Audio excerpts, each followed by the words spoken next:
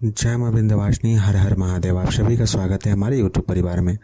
शरीर पर अगर पित्र आ रहे हैं तो उसके क्या लक्षण होंगे, कैसे हम जानेंगे कि यह पित्र है अथवा कोई प्रेत है, यह विचार में चला हुआ है अथवा कोई कुल से संबंधित कोई ऊत पित्र इत्यादि है। इस विषय को जानना समझना इसलिए आवश्यक हो जाता है क्योंकि कभी अनजाने में ही हम अपने ही कुल के पितरों का बंधन करवा देते हैं। शरीर पे कोई शक्ति आ रही है, हमें जानकारी नहीं है कि वो कुल के कोई पित्र हैं, कोई यूथ शक्ति है अथवा कोई भूत प्रेत पिशाच है। किसी जानकार के पास गए, उन्होंने सीधा बंधन कर दिया, आना बंद हो गया उनका शरीर पर। लेकिन होता क्या है कि उसके बाद शरीर में कष्ट बढ़ गया, परिवार में कष्ट बढ़ गया, आर्थिक समस्या आने लगी। तो इसलिए यह जानना आवश्यक हो जाता है कि आखिर में कौन आ रहा है और किस प्रकार से सही मार्गदर्शन हो, उनको किस प्रकार से लेकर के आगे चला जाए। यह एक विषय अलग है। आगे सर्वप्रथम हम समझेंगे कि अगर हमारे पास कोई जानकार व्यक्ति नहीं है और किसी शक्ति का आना आरंभ हुआ है और यह पता चल रहा है, किसी के द्वारा कहा जा रहा है कि हाँ जो शरीर पे आ रहे हैं वो पितर हैं, तो कैसे हम इसे समझेंगे। इस विषय को आरंभ करने से पहले आप सभी से निवेदन है, कृपया चैनल को जरूर सब्सक्राइब कर लें, वीडियो को लाइक करें, आपको कोई प्रश्न हो तो आप कमेंट करें। टेलीग्राम ग्रुप का लिंक, सिद्ध सावरी विद्या नामक यूट्यूब चैनल का लिंक वीडियो के डिस्क्रिप्शन में दिया हुआ है। आप अगर हमसे बात करना चाहते हैं तो कॉल मी फॉर ऐप का आईडी है seva@cm4। आप कॉल मी फॉर ऐप को डाउनलोड करें और उसके माध्यम से आप कॉल करके हमसे बात भी कर सकते हैं। विषय को आरंभ करते हैं। सर्वप्रथम शरीर पे कोई भी शक्ति कभी भी आना आरंभ नहीं करती है, वो समय लेती है।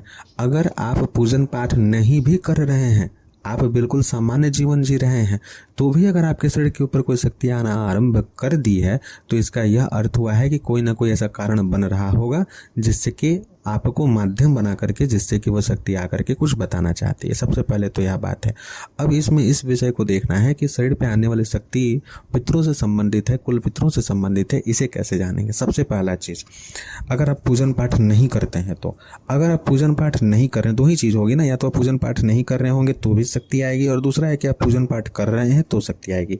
तो वैसे लोगों के लिए कौतूहल का विषय हो जाता है कि भाई हम तो कोई विशेष पूजन पाठ नहीं करते हैं, धूप दीप भी बहुत कम ही दिखाते हैं, कभी कभार भगवान के मंदिर जल जाते हैं, लेकिन हमारे शरीर पे कौन सी शक्ति है जो खेलना शुरू कर दी, आना शुरू कर दी, शरीर भारी होने लग गया, और इसके पीछे का कारण क्या है। तो अगर आपके शरीर पे कोई भी आपकी कुल की शुभ शक्ति होगी और अगर आप पूजन पाठ इत्यादि नहीं करते हैं और वो आना शुरू करेगी तो काफी उत्पात मचाएगी। उत्पात का अर्थ हो गया कि जैसे ही आपके शरीर पे उनका आवेश होगा, आप काफी अधिक क्रोधित होने शुरू हो जाएंगे, आप बात बात पे झगड़ा करना शुरू कर देंगे। साफ सफाई आपको बिल्कुल चाहिए होगी, जहां आपको अशुद्धि दिखाई देगी, गंदगी दिखाई देगी, आप झगड़ा करना शुरू कर देंगे। हालांकि अंशात्मक रूप से आएंगी वो, लेकिन जब वो पूरी तरीके से खुलकर के आने लगेंगी तो आपका क्रोध इतना अधिक प्रचंड हो जाएगा कि आप मारपीट करने को भी उतार हो जाएंगे। आपको अशुद्धि, जूठा खाना, जूठा भोजन, जूठा बर्तन बिल्कुल भी पसंद नहीं होगा, आपको एकदम साफ सफाई चाहिए होगा। एकाएक यह बदलाव आना शुरू हो जाएगा, यह भीतर से होगा, क्योंकि मन के ऊपर प्रभाव पड़ता है। चंद्र से संबंधित होते हैं पितृ, चंद्र से संबंधित होता है हमारा मन, तो मन के ऊपर नियंत्रण जो होता है पितरों के कारण कहीं ना कहीं उनका अंशात्मक प्रभाव होता है, और जब वो आना शुरू करेंगे उनके वायवीय गति होने के कारण आपके शरीर पर जैसे ही प्रभाव पड़ना शुरू होगा, आप जो है उनके अनुसार चलना शुरू कर देंगे। पितृ अगर देवकोटि के हुए, देवयोनि के हुए, तो वो विशेष करके आपसे इस प्रकार के कृत्य को करवाएंगे, यानी कि वो चाहेंगे कि आप शुद्धता पूर्वक रहें।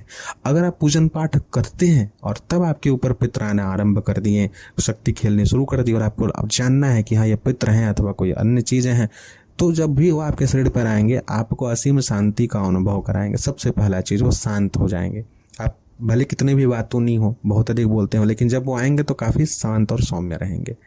और दोनों कोई के साथ, जो पूजा करते हैं वो भी, जो पूजा नहीं करते हैं वो भी, उन दोनों को के साथ एक यह चीज जरूर घटित होगी कि अगर कुल के पितृ आ रहे हैं और वो प्रसन्न अगर नहीं है तो वो रोना शुरू करेंगे।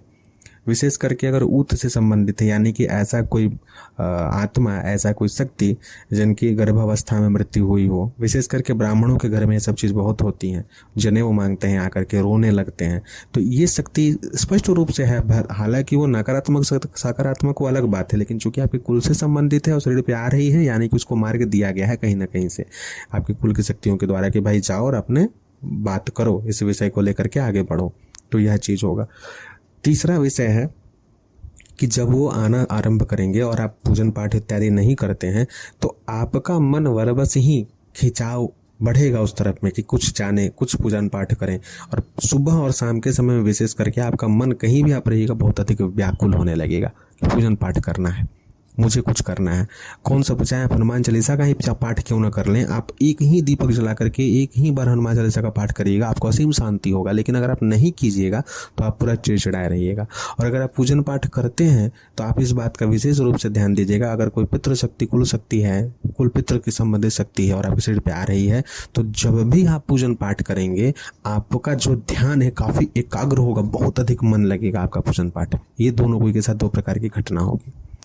तीसरा जो है, जब वो आना आरंभ करेंगे, आपका मन भी लग रहा है, सब कुछ हो रहा है, लेकिन फिर और आगे और वो क्या क्या देना चाहेंगे। सबसे पहले इसके पश्चात अब आपके साथ यह होना आरंभ होगा कि जब भी आप अर्ध निद्रा की अवस्था में रहेंगे, आधे नींद में जब भी आप रहेंगे, तब आपको, चूंकि पितृ कहीं ना कहीं सर्प योनि से संबंधित होती हैं, तो सर्पों से संबंधित आपको ध्वनि सुनाई देना या सर्प का दिखाई देना, यह हो सकता है।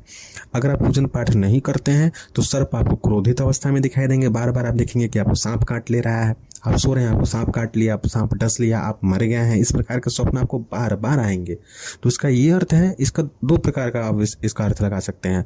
पितृ, हम चूंकि आज का विषय है कि आपके शरीर पर कोई शक्ति आ रही है, तो अगर शक्ति नहीं आती और इस प्रकार के सपने देख रहे हैं तो मतलब पितृ कुपित हैं, काफी अधिक कुपित हैं, बहुत ही ज्यादा वो कष्ट में है, जिसके कारण वो आपको दंड देने को भी उतारू हो चुके हैं, अगर बार बार सांप काट ले रहा है तो। और साथ में आप कोई पूजन पाठ नहीं करते हैं, कोई नियम धर्म से नहीं चलते हैं, तब जो पूजन पाठ करते हैं उनके लिए विषय फिर अलग है, फिर वो अविचारिक गतिविधि में चल जाती है चीजें। अगर आप पूजन पाठ कर रहे होते हैं तब आपको पितृ जो है अर्धनिद्र की अवस्था में, अर्धनिद्रा की अवस्था में या भोर के समय में कैसे रूप में स्वप्न में दिखाई देंगे?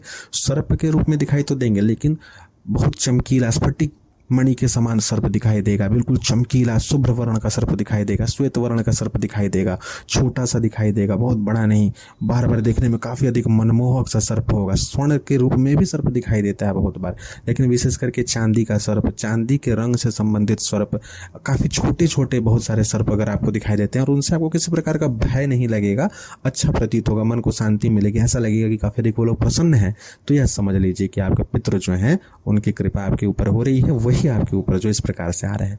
धीरे धीरे आपको यह भी पता चलने लगेगा कुछ समय के पश्चात पूजन पाठ इत्यादि के द्वारा कि वो आपसे क्या चाहते हैं, आगे उनकी गति चाहिए, सदगति चाहते हैं, अथवा सेवा चाहते हैं, अथवा आपका कल्याण किस प्रकार से करना चाहते हैं। अब इसमें बहुत सारी चीजें हो जाती हैं।